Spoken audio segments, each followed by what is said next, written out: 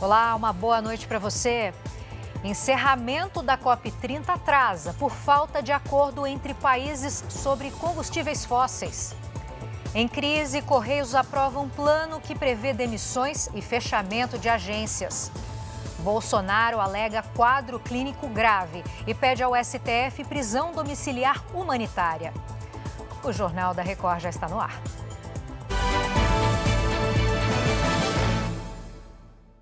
Oferecimento: Bradesco, fuja de cilada financeira.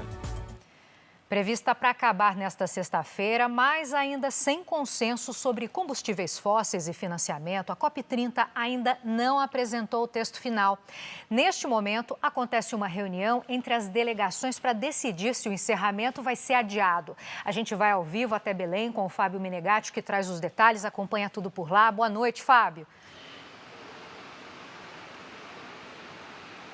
Olá, boa noite, Giovana. Boa noite a você que nos acompanha. É exatamente isso. Essas negociações a portas fechadas ainda seguem aqui na COP30. E isso acontece numa sala que está a poucos metros de onde nós estamos agora. Um dos assuntos tratados, naturalmente, é a necessidade ou não de que a Conferência do Clima seja estendida durante todo o fim de semana. Isso porque os países não chegaram ainda a um consenso sobre os combustíveis fósseis e financiamento climático, pontos centrais das discussões aqui na COP30. Rascunhos divulgados no início do dia indicaram alguns avanços importantes em outras áreas, mas a ausência total dos combustíveis fósseis foi a principal repercussão desta sexta-feira. Nos bastidores, a resistência a um mapa dos fósseis é atribuída especialmente aos países árabes. Outra coisa que também contribuiu para atrasar a agenda foi o incêndio ocorrido na quinta-feira na Blue Zone,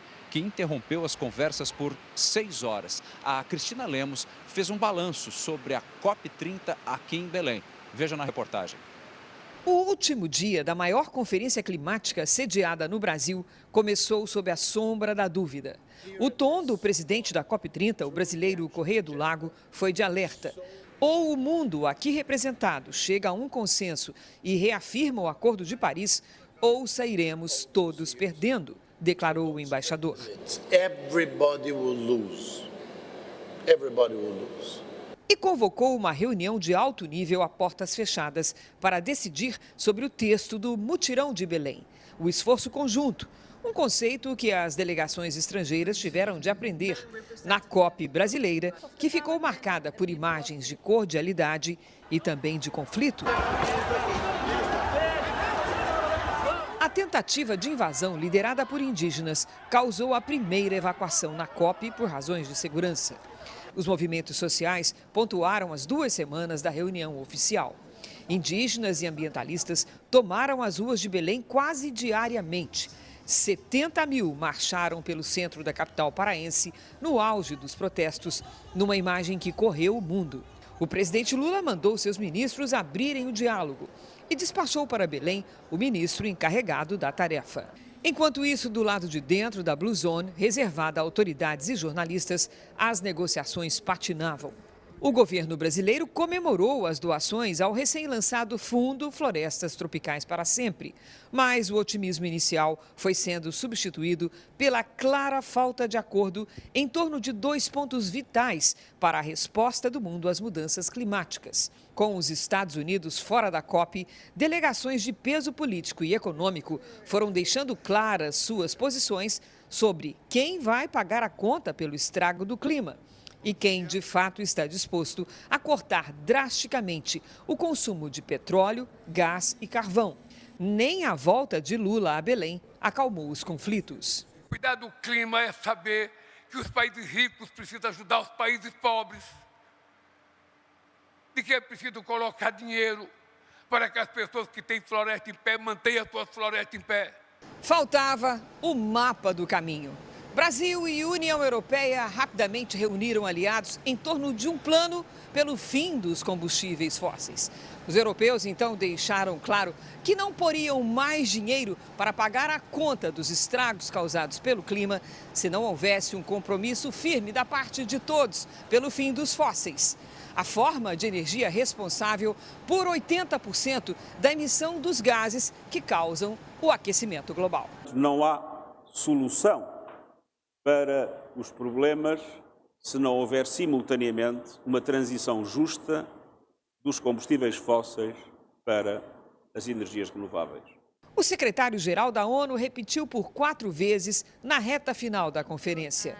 É justo que quem pague a conta exija o compromisso do fim dos fósseis. Árabes, China e Índia lideraram a divergência e sustentaram a posição até a reta final da COP30. Poucas horas depois do apelo veemente de Antônio Guterres, a COP pegava fogo. O incêndio, no início da tarde de quinta-feira, penúltimo dia da conferência, suspendeu por 6 horas as conversas oficiais. Lançou ainda mais dúvida sobre o desfecho da COP e ameaçou queimar junto o capital político da diplomacia brasileira. Na madrugada do último dia, o Brasil tentou o segundo texto para o bloco de questões polêmicas, batizado de mutirão. Novamente, a defesa do fim dos fósseis não foi pacificada, nem sequer abordada. E o futuro do clima voltou a ser tratado a portas fechadas, na busca do acordo que salve o resultado da COP30.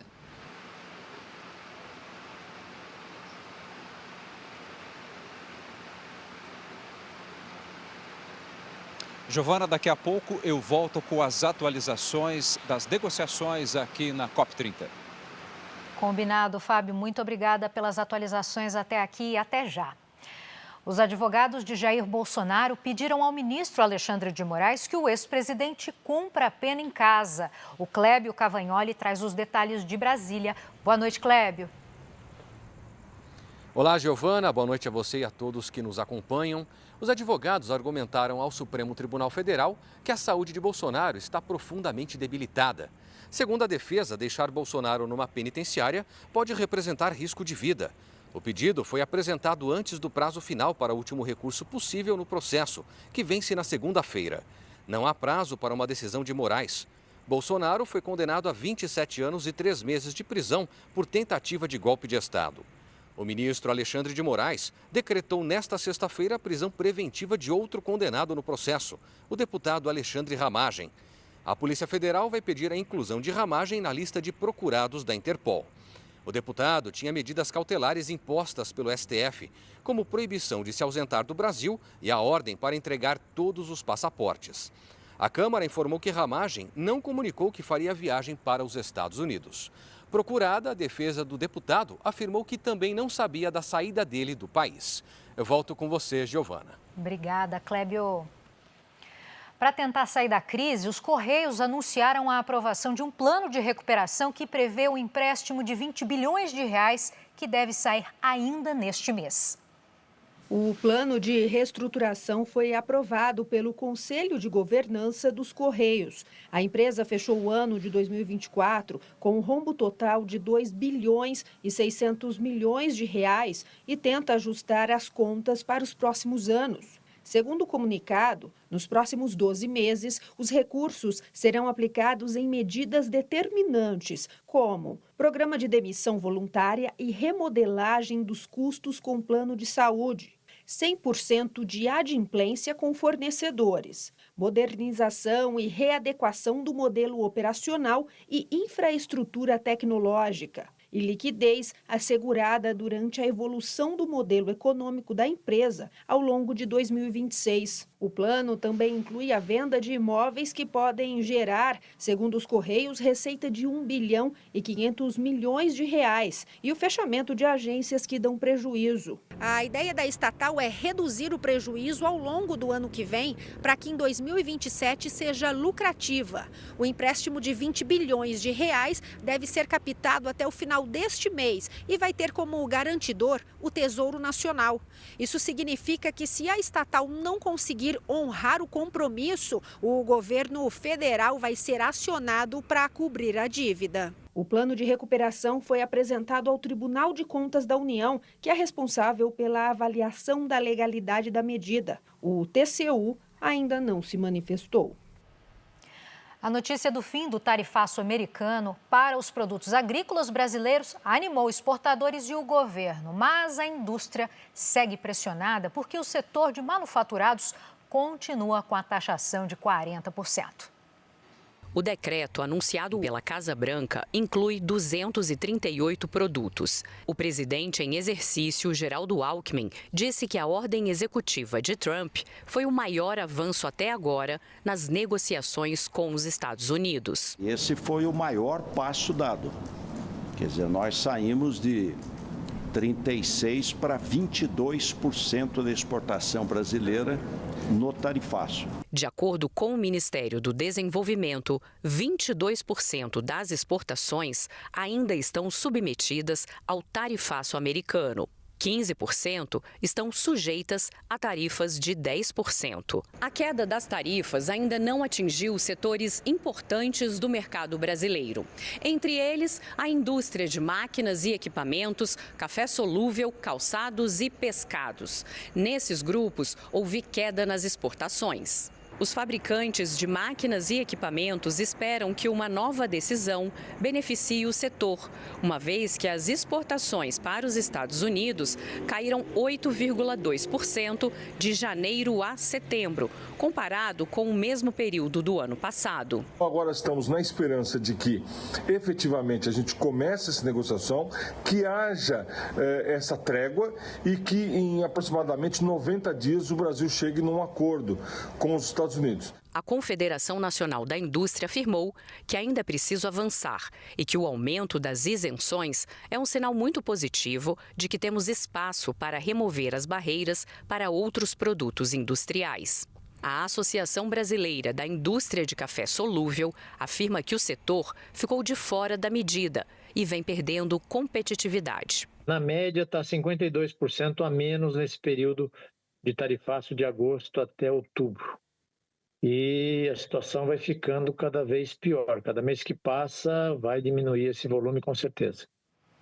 A Justiça soltou 2 suspeitos detidos na operação da Polícia Federal que investiga um esquema fraudulento no Banco Master. Daniel Vorcaro, dono do banco, segue preso em São Paulo. A defesa nega que ele tenha tentado fugir do Brasil.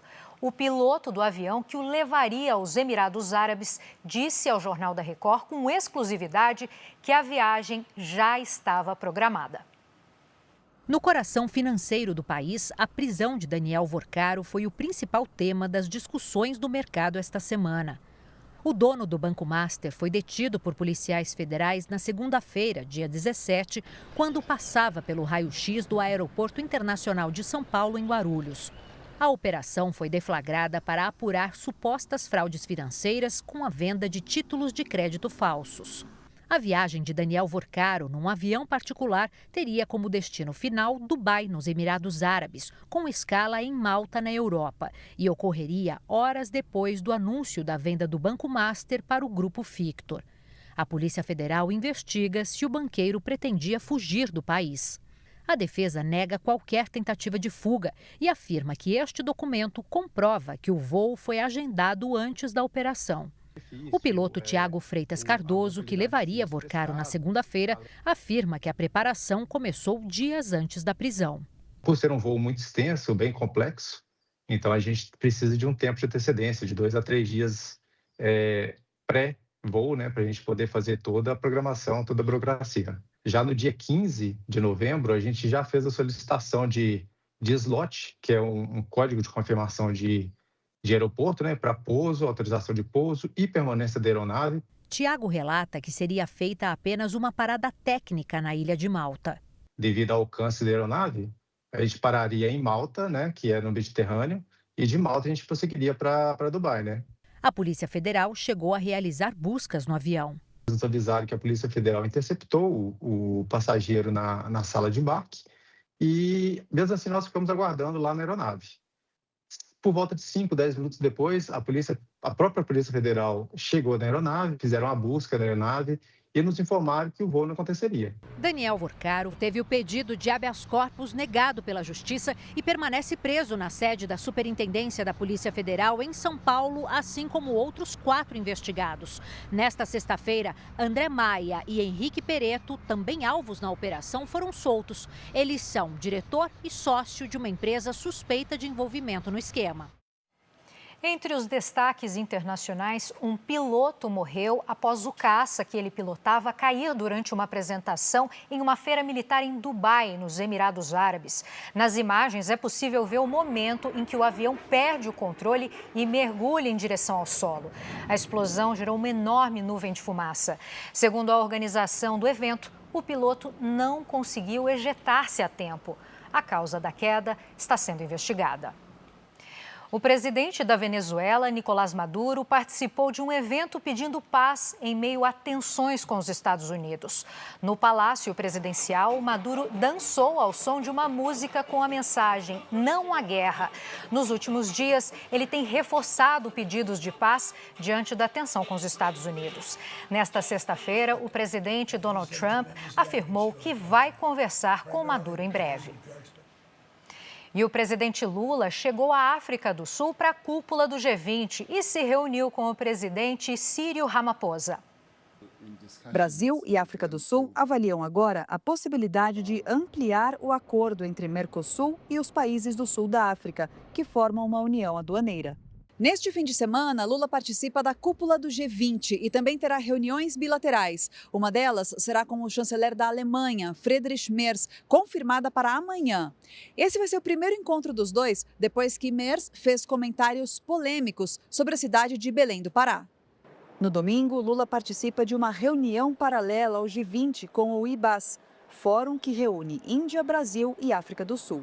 O G20 integra as 19 maiores economias do mundo, mais a União Europeia e a União Africana. Mas dessa vez, o encontro não terá a presença dos presidentes de 3 das principais potências: Estados Unidos, China e Rússia.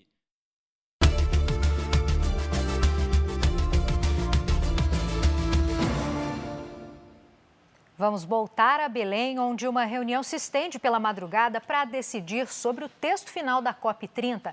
Vamos falar com o Fábio Menegatti novamente, que traz as atualizações. Fábio, com você. Olha, Giovana, as delegações continuam reunidas a portas fechadas aqui na COP30.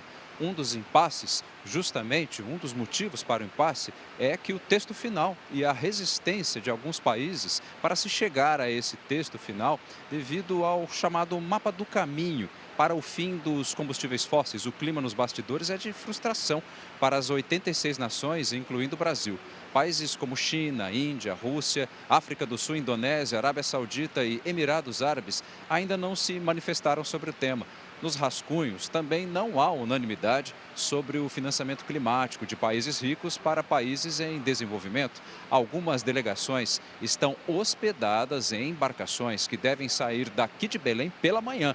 E com a expectativa de adiamento do fim do evento, isso pode causar um problema de logística, já que essas pessoas têm que deixar as embarcações até às 9 horas da manhã e vão ter que procurar outras hospedagens em hotéis. Imagina o tamanho do transtorno. Giovana. Pois é, e a gente segue acompanhando então. Fábio, muito obrigada, bom trabalho aí para você. Antes de encerrar, um recado. Neste sábado, a Record transmite Botafogo e Grêmio às 7 horas da noite. Por isso, o Jornal da Record de sábado vai começar mais cedo, tá? A gente se encontra, então, 6h15 da noite. Você fica com o Fala Que Eu Te Escuto. Boa noite, bom fim de semana.